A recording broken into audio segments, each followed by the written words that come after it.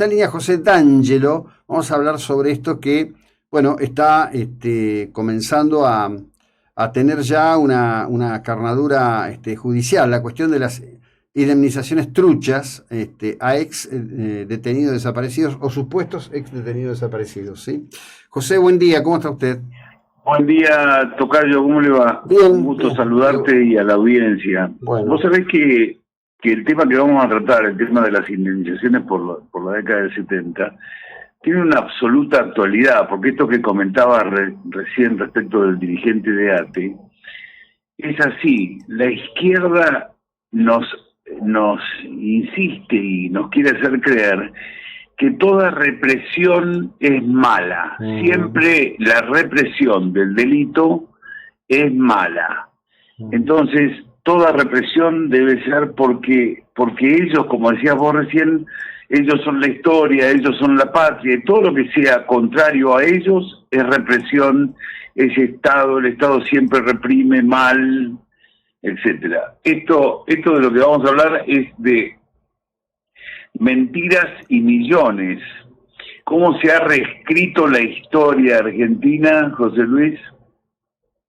Lo decía un militante montonero, decía, es curioso cómo se reescribió aquella historia. Hoy la mayoría de los argentinos tiende a olvidar que estaba en contra de la violencia revolucionaria que nosotros representábamos, que prefería el capitalismo y que estuvo muy satisfecha cuando los militares salieron a poner orden. Es tonto negar que nosotros proponíamos la guerra popular prolongada como forma de llegar al poder para instaurar una sociedad socialista. Esto lo decía Martín Caparrós, el ensayista conocido, ¿no? Que fue militante de Montonero. Sí, sí. El mismo que estaba en la mesa del hambre con Alberto, el mismo que reconoció que en su... que vive en España, ¿no? Sí, que vive en España, el mismo que reconoció en una entrevista para el diario El País que en un libro suyo eliminó páginas completas para que pudiera ser publicado en China, citando en particular en esas páginas que eliminó que en la Revolución Cultural de Mao Zedong unos 40 millones de chinos murieron de hambre y que esa hambre a la que sometieron al pueblo chino llevó a unos niveles de canibalismo que no están cuantificados por el hermetismo en general que impera en China, pero que se sabe que existió, ¿no? El mismo. Es que los guerrilleros de los años 70, los que usaban el terror, así como lo usan los narcos en Rosario, los que usaban el terror para obtener objetivos, tenían como modelo a Cuba. Cuba, un país en donde hoy el pueblo grita libertad y comida, no tienen comida, tienen que exportar lo que comen. No les alcanza la economía socialista para darle de comer al pueblo cubano. Este es el modelo que pretendían imponernos a los tiros en los años 70. Bueno, vos sabés, José Luis, que yo escribí 2 libros vinculados con las irregularidades y con el fraude con los derechos humanos. Uno se llama Mentirás tus muertos, cuyo prólogo lo hizo Luis Labraña, el montonero que afirma haber inventado los 30.000 desaparecidos, que estuvo en el video que difundió el gobierno. Sí, yo lo entrevisté a Labraña en 2014. Labraña en esa entrevista que dice aquí explica absolutamente todo. Lo curioso es que algunas cosas parece que recién ahora tienen permiso para ser expuestas en determinados medios de Capital Federal, ¿no? Es muy curioso. Sí. Es así, pero yo ya aprendí a no pelearme con la realidad. No, simplemente cito lo que ocurre, nada más. Sí. El segundo libro es La estafa con los desaparecidos, cuyo prólogo lo escribe el Tata Joffre, otra de las personas que estuvo en el video. Y este libro, el segundo, es una denuncia penal que está actualmente siendo investigada por el doctor Lijo en el Juzgado Federal número 4 en Comodoro Pi. O sea que tiene una absoluta vigencia, porque además se trata de mucha plata de los argentinos pagada sin control. ¿Puedo darte un ejemplo de esto que he denunciado? Sí, por supuesto. En el año 1973, en la Argentina había regresado la democracia, gobernaba Lastiri o Cámpora, no me acuerdo si era Cámpora o Lastiri, porque viste que Cámpora duró 49 días nada más. Sí. la también duró poco tiempo hasta que fueron llamadas elecciones.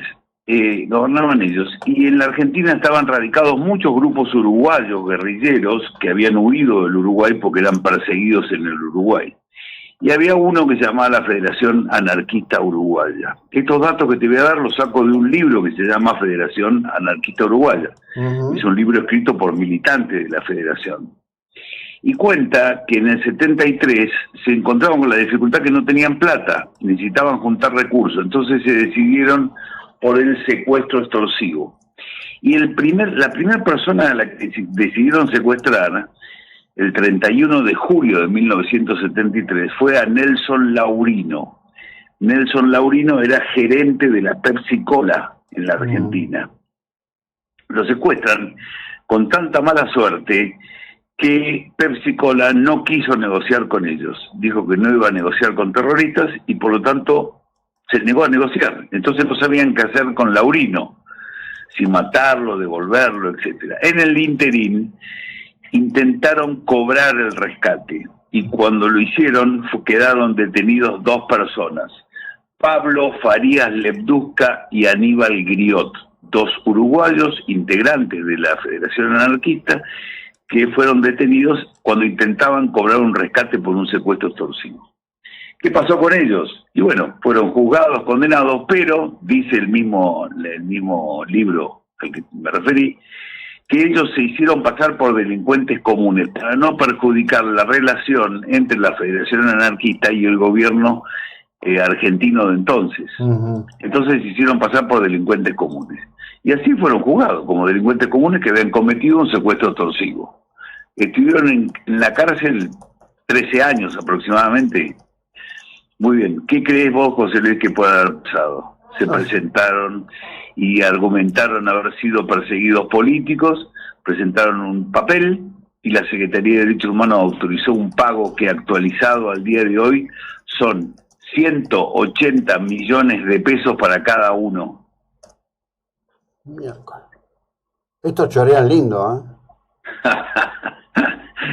La verdad, es increíble, ¿no? Resulta increíble. Tengo un tiempito para contarte otro caso. Sí, por supuesto, breve. Claro que sí. Sí. Yo investigando, me metí en el sitio del Ministerio Público Fiscal argentino y encontré un link que decía Plan Cóndor. Me meto en ese link y había otro link que me llevaba a algo que decía víctimas uruguayas. Entonces allí encontré 25 historias distintas que tienen en común lo siguiente. Las 25 personas de las que trata son uruguayos o uruguayas. Las 25 están vivas actualmente. Las 25 estaban en la Argentina en julio de 1976. Ajá. Por aquello que te dije antes de que había muchos uruguayos que huyendo de la represión en Uruguay se pasaron a la Argentina. A las 25 las detuvieron. Las 25 pasaron por Automotores Orletti. A las 25 los fajaron. Los 25 fueron trasladados al Uruguay. Algunos a la semana, otros a los 3 días, otros a los 15 días. Ninguno excede el mes. Y a los 25, por último, los juzgaron en el Uruguay y fueron y se mantuvieron en prisión, y cuenta el sitio Ministerio Público Fiscal Argentino, cuenta, este estuvo preso en tal lugar, este estuvo preso en tal lugar, en el Uruguay, ¿no es cierto? ¿Qué crees que puede haber pasado? ¿Cuánto cobraron en la Argentina y cobraron la indemnización por haber estado presos, pero no por los días que estuvieron presos acá, por los días que estuvieron presos en el Uruguay. Entonces, en vez de cobrar 60.000 pesos, 70.000 pesos, cobraron 27 millones, 33 millones, 54 millones. Dios mío. Qué saqueo infame, qué saqueo infame.